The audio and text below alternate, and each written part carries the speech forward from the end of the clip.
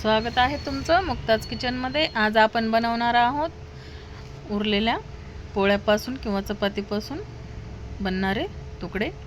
त्यासाठी आपण हे राहिलेले जे चपात्या आहेत त्या आपण अशा तुकडे करून घेणार आहोत आणि शेंगदाणे असे मोठे मोठे आपल्याला कुटून घ्यायचे आहेत। आता हे खूप चटपटीत आणि मस्त होते ही रेसिपी, खाण्यासाठी खूप टेस्टी लागते। सकाळी नाश्त्याला हे पटकन होऊन जाते। आता हे आपण मोहरी आणि जिरे टाकून घेतलेले आहेत तेलामध्ये। लगेच आपण हे कांदा टाकून घेणार आहोत आणि थोड्याशा हिरव्या मिरच्या आणि टोमॅटोही टाकलेले आहेत। आता आपण याला तेलावर थोडंसं परतून घेऊ आणि नंतर आपल्याला याच्यामध्ये टाकायचा आहे थोडासा कढीपत्ता, लाल मिरची आणि हे मीठ टाकून घ्यायचं मध्ये आणि याला तेलावर परतून घ्यायचं। कढीपत्ता थोडासा जास्त टाकायचा, म्हणजे टेस्ट छान येते कढीपत्त्याची, त्याच्यामुळे जास्त टाकायचे आणि थोडासा शेवटला टाकायचा कढीपत्ता, म्हणजे जास्त असा करपत नाही।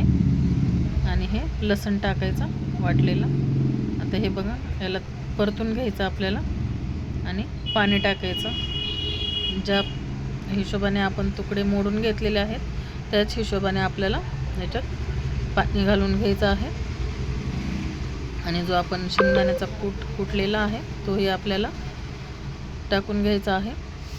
याला थोडं मोठं कुटून घ्यायचं आणि आता हळदी पावडर टाकलेला आहे।